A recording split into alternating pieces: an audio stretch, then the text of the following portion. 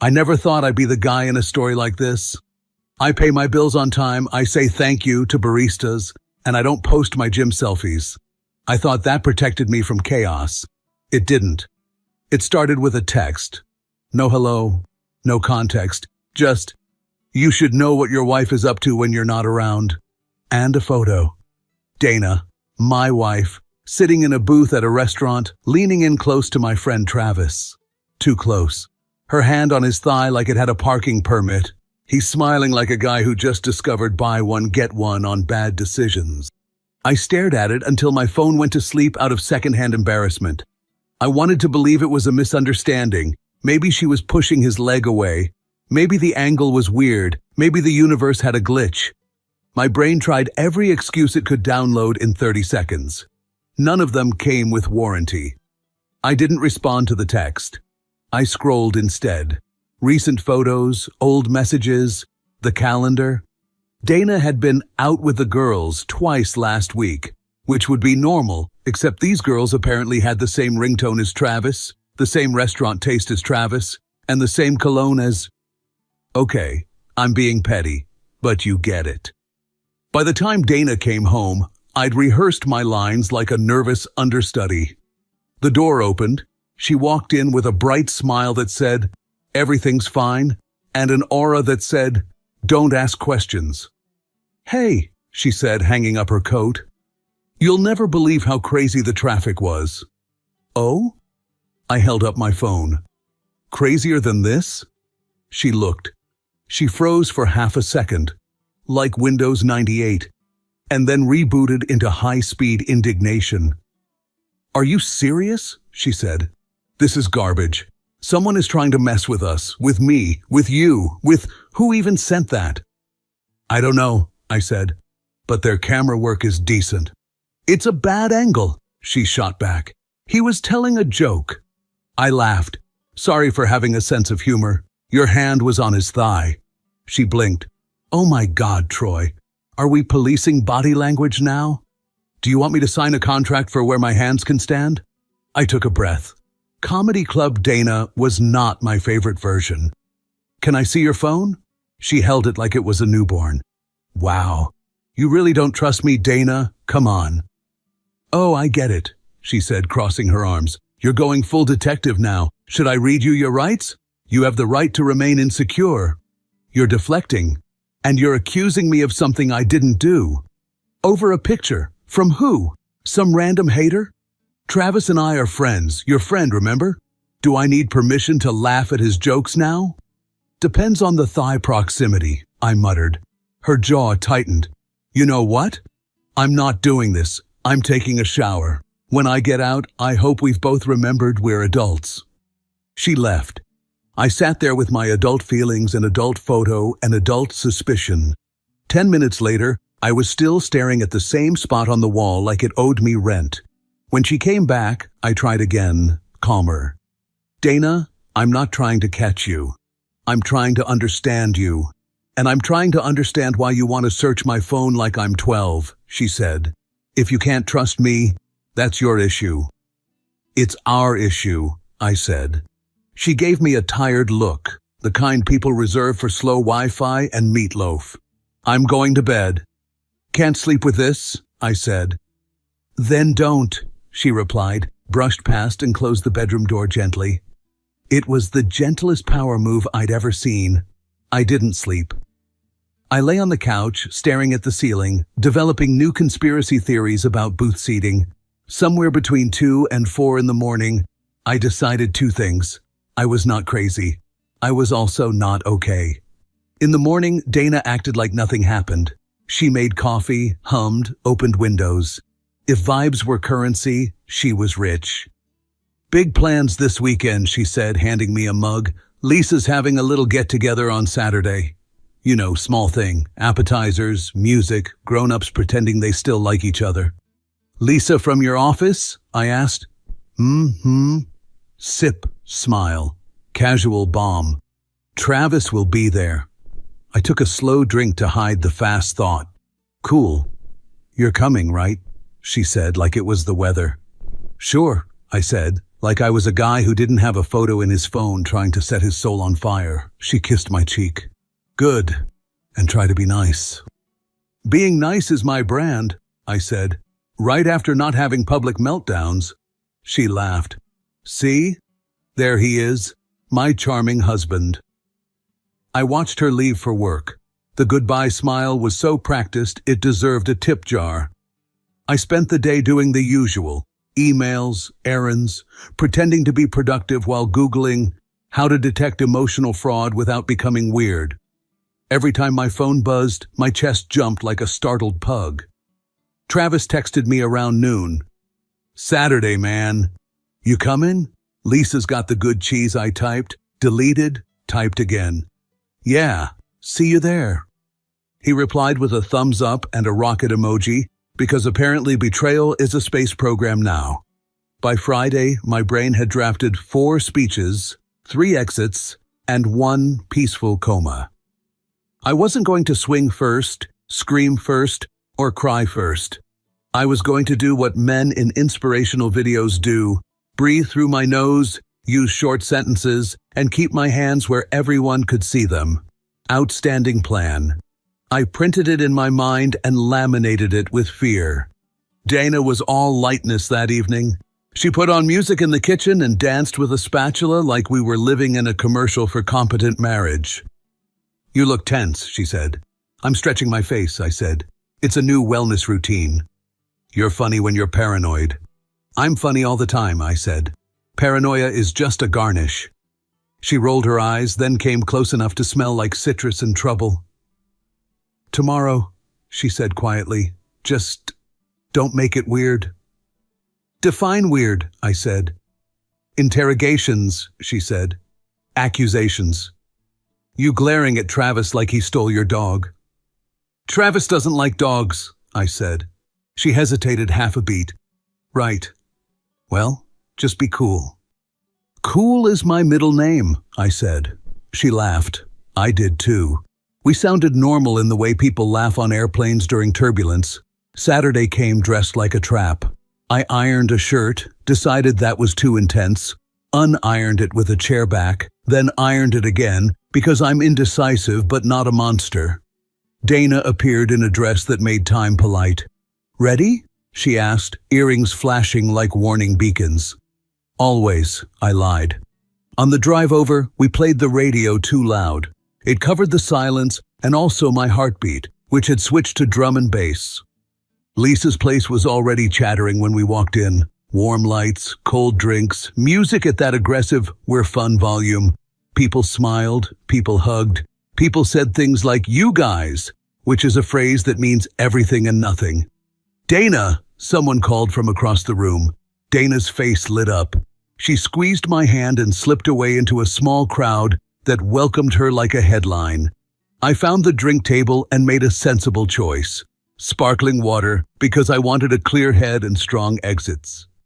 Then I saw him, Travis, stationed near the kitchen archway like a human potted plant, laughing at something a guy said while holding a beer in a way that suggested he'd paid for it emotionally. He spotted me and gave a nod so casual it almost fell off his face. Troy, dude, he said, walking over. How you been, man? Oh, you know, I said. Loving life, paying taxes, buying fruit I don't eat. He laughed. Classic. Hey, glad you made it. Lisa's in peak hostess mode. There's even tiny quiches, like really tiny. Thanks for the tip, I said. He leaned in a little. We good? I blinked. Are we not good? Nah, we're good, he said quickly. Just, group dynamics. People talk, I ignore it. You should too. What are they talking about? I asked. Travis waved it off with an airy hand.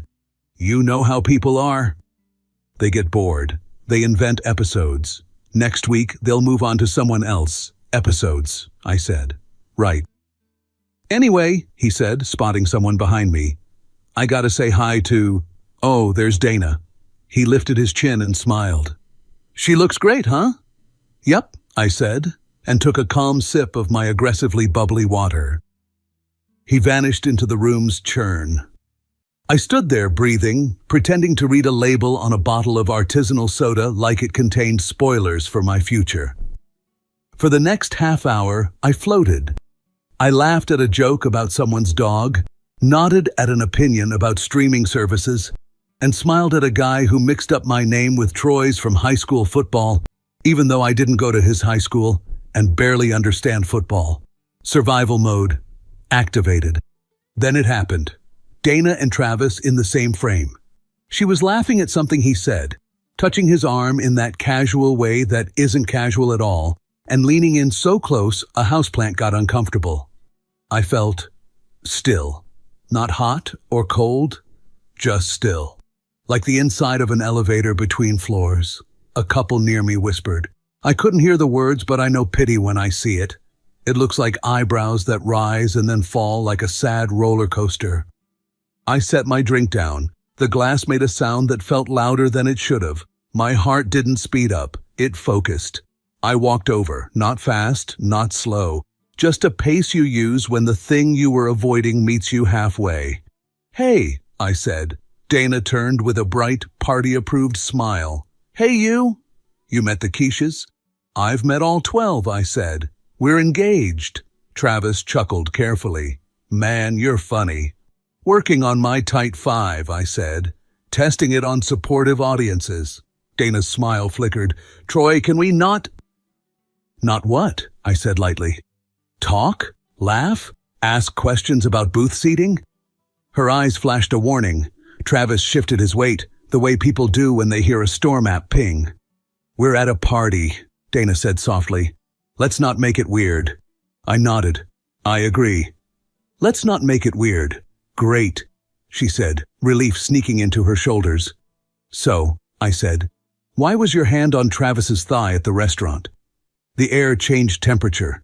Conversations around us softened like someone had turned the world's fader down one notch. Dana inhaled. I can't believe you. It's a fair question, I said. Small, direct. We love those. She glanced at the people nearby. Troy, not here. Apparently here is fine for everything else, I said, still calm. Laughing, leaning, thigh-adjacent activities. Travis tried a smile. Hey man, we're all friends here. We're not all the same kind of friends, I said. Someone coughed. Somewhere, a tiny quiche lost faith in humanity. Dana stepped closer, voice low. Can we talk outside? Sure, I said. But answer me one thing first. Did I imagine this? I lifted my phone. The photo wasn't on the screen, but the implication was. Her eyes flicked to the black glass anyway. Her jaw clenched. You're making a scene. No, I said evenly. I'm asking for honesty. Her cheeks colored. You want a scene? She said suddenly. Too loud by 2 decibels. Fine. Outside, Dana hissed. Now. I nodded once and walked toward the back patio doors. The crowd opened like a polite sea. I stepped out into cooler air, the kind that tells the truth. Dana followed. The door clicked shut behind us, leaving the party to repair itself with more music. She crossed her arms tight. Are you happy now? No, I said. I'll be happy when we stop pretending. She stared at me, hurt and anger wrestling on her face. It wasn't what you think. Then tell me what it was, I said. Use small words. I like small words tonight. We're friends, she said. We were talking. He told a joke. I laughed. I leaned in. That's the entire plot. And your hand? My hand, she said. Made a mistake. Are we going to court over my hand? We might, I said. Depending on where it keeps traveling. She groaned. You're impossible. I prefer consistent, I said. Did anything happen? Yes or no? Silence. 10 seconds. 15. Dana. She looked down. I didn't plan anything. It just happened. That's a yes, I said. It's not. She stopped, tried again. I'm not proud of it. I was upset. You've been distant, we've been distant, and he was convenient, I said. She flinched. He listens. I listen, I said. I'm listening right now. I don't like the playlist. Troy, please, she said, voice softening. We can talk. We can fix this. Just don't turn it into a disaster. I nodded toward the living room where bodies moved behind the glass. Too late. Then help me, she said. Promise me you won't humiliate me in front of everyone. I didn't slap you, I said. I asked a question. Her eyes flashed again. You backed me into a corner. You built the corner, I said. I just found the map. We stood there, breathing. Music thumped through double-paned glass like a heartbeat we didn't share. Finally, I said, we're going back in. We're going to be civil. After that, we're going to have a real conversation, not the kind with jokes, the kind with consequences. She swallowed. Okay. I opened the door. We stepped back inside, into the heat and the light, and 100 eyes pretending not to look. Travis stood near the hallway trying to be a lamp. He failed. People drifted, the way people do when social gravity breaks. I lifted my glass again. Water. I needed it like oxygen. I took a sip, set it down, and drew a line in my chest I promised not to cross. If this night was going to end badly, it wasn't going to be because I lost my mind. It would be because the truth finally showed up with terrible timing. The party was buzzing, and not in the good way. You could feel it under the music, in the way people looked at me for half a second too long before glancing away. That's the thing about suspicion. It's contagious. Dana was in full performance mode, smiling, laughing, making her little rounds like she was running for office. Meanwhile, I was standing with my soda water like a guy auditioning for most boring man alive. I tried talking with a couple of people. One guy explained his new diet to me in detail. No carbs, just vibes, he said. I nodded like he'd solved world hunger. Another girl asked if Dana and I were doing okay. That's when I knew, yeah, people were definitely talking. Then I saw it. Dana drifted toward Travis, not by accident, like a magnet. He was leaning against the bar, wearing that smug grin I wanted to knock off with a spoon. Travis, Dana said, too bright. She touched his arm like she was adjusting his sleeve, but let her hand linger just a beat too long. I set my glass down again. This time it made a clunk. People nearby actually turned. I swear even the music got quieter. I walked over. So, I said, having fun? Dana turned with her best innocent smile. Of course. Lisa always throws the best parties. Yeah, I said, glancing at Travis. Quiches, drinks, a live performance of the Betrayal show. Really great lineup. Travis chuckled nervously. Come on, man. No, seriously, I said. I didn't even buy tickets, and yet here I am. Dana hissed. Troy, stop. Stop what? I asked, keeping my voice light but not soft. Pointing out that you two look like the promo shot for a bad soap opera? Her smile cracked.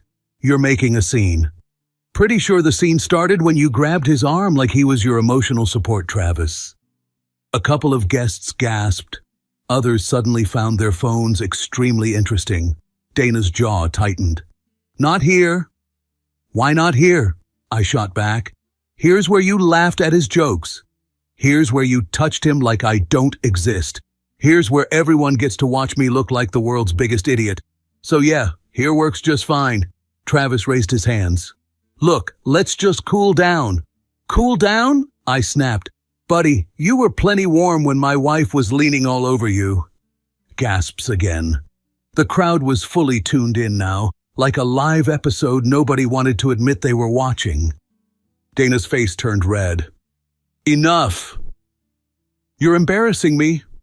I stared at her. No, Dana. You embarrassed me, repeatedly, in front of everyone. I'm just finally calling it out. And then it happened. Her hand came up fast. Smack, right across my face. The room went dead silent. My cheek stung, but the sting was nothing compared to the sound echoing in my ears. People froze. Someone whispered, "Oh my God!" Dana's voice trembled as she shouted, "You can't stand that someone actually wants me, that someone treats me better than you ever did." That one landed harder than the slap. I swear I felt it in my stomach. Travis stepped closer, putting a hand on her shoulder like he was auditioning for Hero of the Night. "Maybe you should leave, man." I turned to him slowly. "Excuse me?" He cleared his throat. "It's just, you're kind of ruining the vibe." "Oh, I'm ruining the vibe?" I laughed. "Sorry, I thought the vibe was already ruined when you decided to star in My Marriage, the spin-off." A couple of people snorted before pretending they hadn't. Travis's face shifted from smug to defensive. He squared up like he was ready for something. "Back off." I stepped closer. "Or what?" That's when he shoved me. Not hard, just enough to make my drink spill a little. But in that moment, it was enough. I didn't think. I reacted. I pushed him back, harder. He stumbled into a table, knocking over cups and chips. Gasps turned into shouts. We were suddenly in each other's faces, pushing, grabbing, each trying to look tougher than we actually felt. The crowd half gasped, half cheered, because people are terrible and love drama. Travis swung wild, missed, and I shoved him again. This time he landed against the couch. Donna screamed, "Stop it!" But nobody moved to stop us. They just circled, watching. Finally, I stepped back, hands up. "You done?" I asked, breathing hard. Travis looked like he wanted to say yes, but his pride said no. He lunged again, and we ended up tangled until a couple of guys finally stepped in and pulled us apart. The room was buzzing now, like a hive after someone kicked it. Everyone staring, whispering, judging. Dana rushed to Travis, checking his shirt like he was a wounded soldier. Then she spun on me, eyes blazing.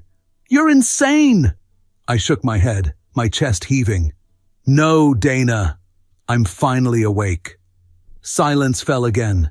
Even the music cut out this time. I scanned the room. "You all knew, didn't you?"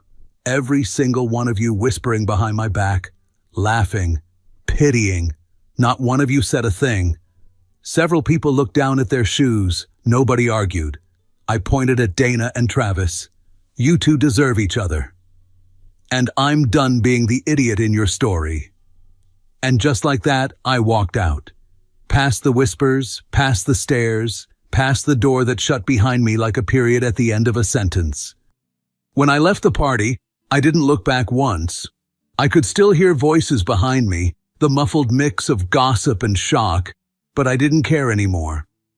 The door closed, and for the first time that night, I felt free. My cheek burned from Dana's slap, but the sting wasn't what I was thinking about. What burned worse was the look on her face when she screamed that Travis treated her better. That was the real wound. I sat in the car for a while, gripping the steering wheel until my hands shook. The phone buzzed again and again. Calls, messages, all from Dana. I didn't read them. I didn't need to. Whatever she wrote wouldn't be about guilt. It would be about control, and I was done giving her that. I drove for hours. No destination, just distance. Gas station coffee, empty roads, the kind of silence that forces you to think. By sunrise, my decision was final. There was nothing left to save. The marriage had ended the moment she decided betrayal was entertainment. The next morning, I called a lawyer. Simple, direct, divorce. That evening, I returned home to pack. The house was quiet, but I knew she was there, waiting. Dana appeared in the doorway of the bedroom, arms crossed, eyes sharp like knives. No tears, no apologies, just rage. "So this is it?" she snapped. "You're really doing this? You're throwing away everything because you couldn't control yourself at a party?" I didn't answer.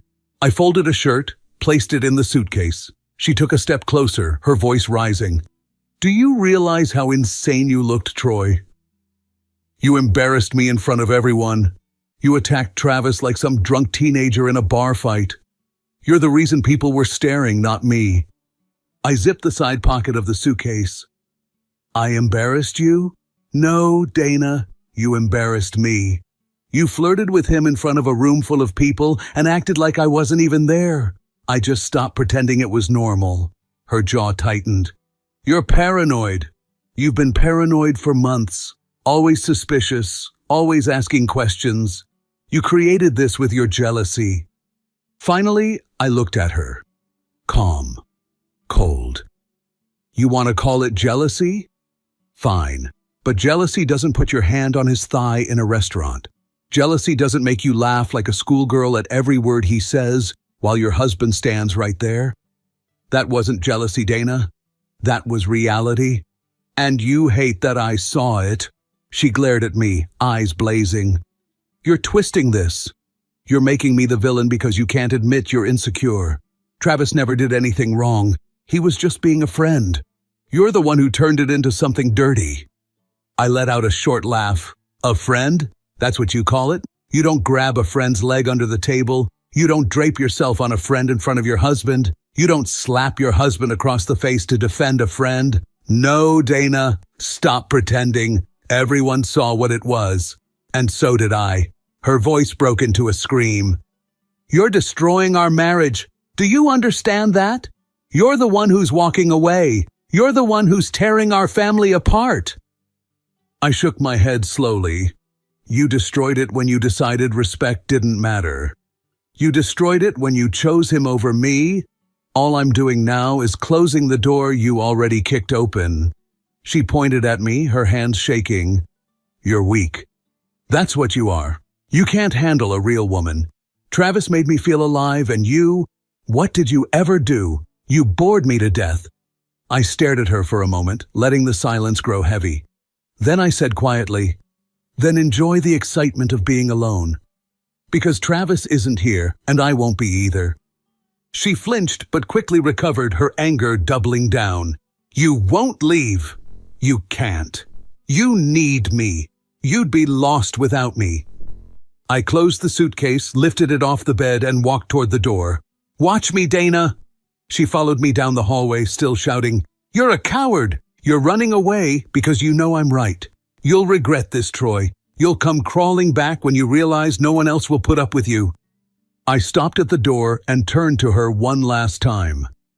My voice was steady, flat, final. No, Dana. I won't regret it. The only thing I regret is wasting this much time believing you loved me the way I loved you. But thank you for showing me who you really are. Now I can finally walk away without looking back. Her face twisted with rage, but I didn't give her another second. I opened the door, stepped outside, and closed it behind me. The weeks after were not quiet. She called, she texted, she tried everything. But there were no tears of love, no apologies, only more blame. You ruined us. You destroyed our family. This is your fault. Every message was the same attempt to claw back control. I ignored them. Each time doubt tried to creep in, I remembered the party, the slap, the whispers, the pity, the smug look on Travis's face. And I remembered how Dana screamed at me afterward, trying to turn her betrayal into my crime.